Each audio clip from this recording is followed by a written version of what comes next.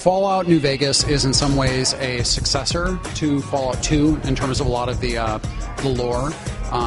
Relative to Fallout 3, it takes place 3 years after, but obviously in a different part of the world. Fallout 3 took place on the East Coast in the DC, the Capital Wasteland.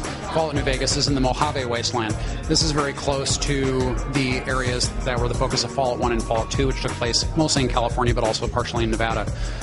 In terms of the lore, we're bringing back a lot of the organizations and some of the characters from the first 2 games, those who survive all those years. But we are trying to make it so that people who have played the previous games, they can find that they can relate to the old groups and old characters. But if someone's coming into it for the first time, or if they've played Fallout 3, we don't want to cut people off, so we reintroduce those groups so it feels more natural and they're not just going like, oh man, what are they talking? NCR, Nightkin, I don't know what any of these things are. So some of the new features that we've added include the companion wheel. That's probably one of the most noticeable ones. People really enjoy using companions when it's not frustrating, so we tried to remove as much of the frustration as possible. Managing your companions is much faster with the companion wheel.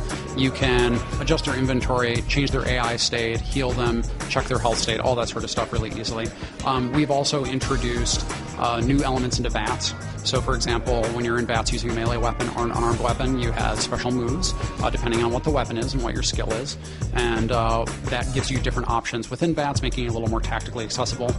And then we've also added new things like ammunition subtypes for weapons, which again adds another tactical layer. So, like let's say you're fighting an opponent that's wearing very heavy armor. You might have a rapid-fire weapon, but if it doesn't have good armor penetration, you have to switch your AP ammo or switch your different weapon entirely. So lots of little things to really make the player think more about the tactical choices that they make, or to remove some previous obstacle that existed in the other games. We work quite a bit with Bethesda as far as technology goes. We're using their entire technology base. We are modifying certain things within the GEC and also within the engine itself to support either new gameplay features or to have improved workflow for some things like dialogue, for example. Obsidian is known for writing very large amounts of dialogue, and so there were certain things that we needed to do to make sure that could happen as easily as possible. So they assist us with a lot of troubleshooting in that department.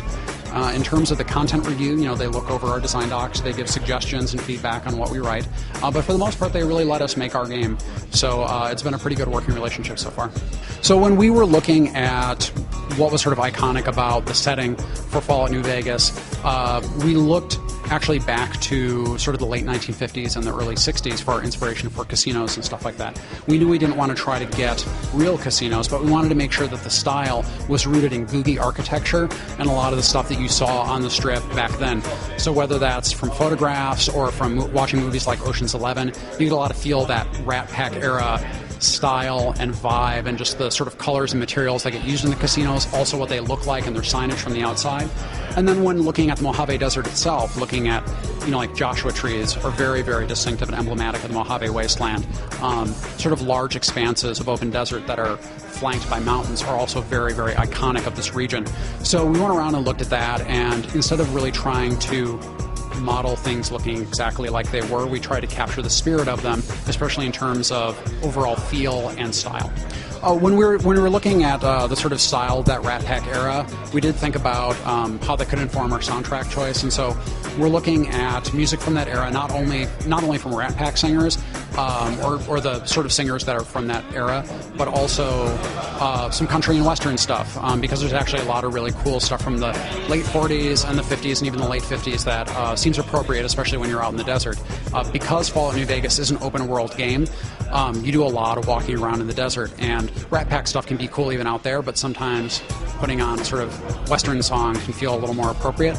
And there are certain characters in the game that really do embody that Rat Pack spirit, and so there's a lot of dialogue choices, word choices, phrases that are really rooted in the dialogue that you find from characters of that era.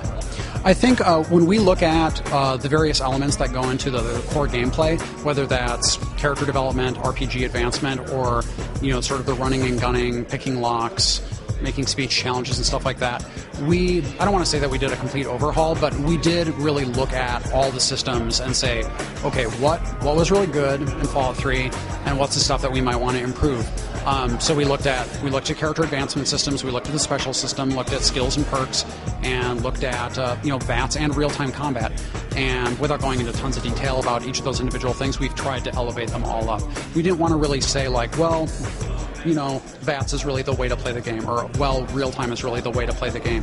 We wanted it to, again, make it a player choice. Like, if you want to play in VATS, then you can play in VATS, and it's rewarding for you. If you want to play in real-time, then we've made improvements to real-time to make that a more enjoyable experience. The first area we made where it really felt like we kind of were going in the right direction was actually the very first area we made, which is the town of Novak.